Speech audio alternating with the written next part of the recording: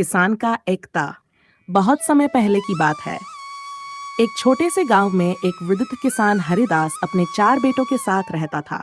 उसकी पत्नी का देहांत बहुत पहले हो चुका था और अब वह अकेले ही अपने खेतों, घर और बेटों की देखभाल करता था। हरिदास मेहनती था, लेकिन उसका सबसे बड़ा दुख यह था कि उसके 4 बेटे हमेशा आपस में झगड़ते रहते थे। हरिदास के बेटे रामू, श्यामू, गन्नू और मुन्नू सभी बलवान और बुद्धिमान थे, लेकिन उनमें आपसी प्रेम और समझदारी नहीं थी। वे हमेशा किसी न किसी बात पर लड़ते रहते। खेत किसका होगा, हल कौन चलाएगा, फसल किसने ज्यादा काटी, ये सब उनके झगड़ों के कारण बनते। हरिदास उन्हें बार बार समझाता, बेटा, एकता में बल होता है। अगर तुम सब मिलकर काम करोगे तो बहुत आगे बढ़ सकते हो, लेकिन अगर यूं ही लड़ते रहोगे तो एक दिन सब कुछ खो दोगे। पर बेटों पर कोई असर नहीं होता। एक दिन हरिदास को तेज बुखार हो गया। उम्र भी ज्यादा थी, शरीर भी कमजोर हो गया था।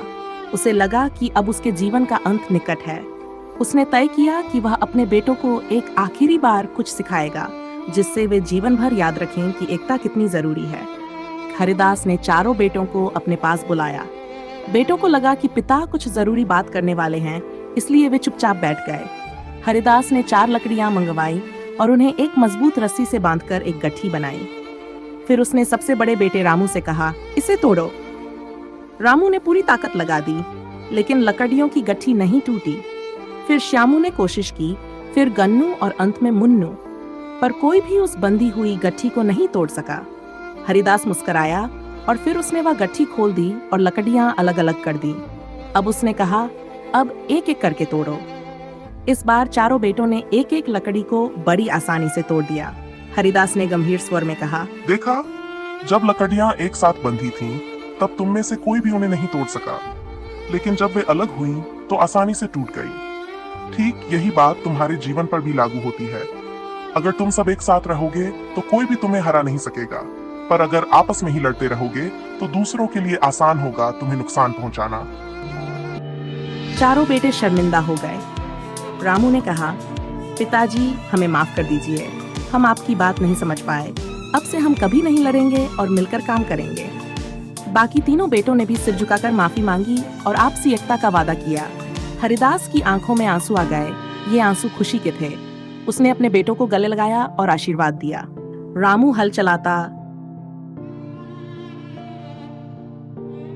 श्यामू बीज बोता, गन्नू पानी देता और मुन्नू फसल काटता। आपसी समझदारी और सहयोग से खेतों की पैदावार दोगुनी हो गई। गांव में उनकी मिसाल दी जाने लगी। जल्द ही उन्होंने खेत के पास एक छोटा गोदाम और फिर एक छोटी मंडी भी बना ली, जहां गांव के लोग अपनी फसल बेचने आने लगे। उनकी मेहनत और एकता ने उन्हें न सिर्फ धनवान बनाया, बल्कि सम्मान भी दिलाया।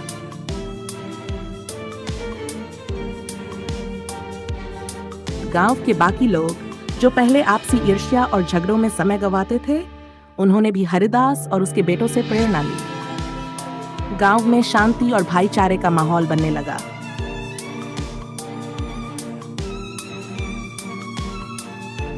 अब हर कोई समझ गया था कि अकेला व्यक्ति सीमित कर सकता है, पर एकजुट होकर लोग पहाड़ भी हिला सकते हैं।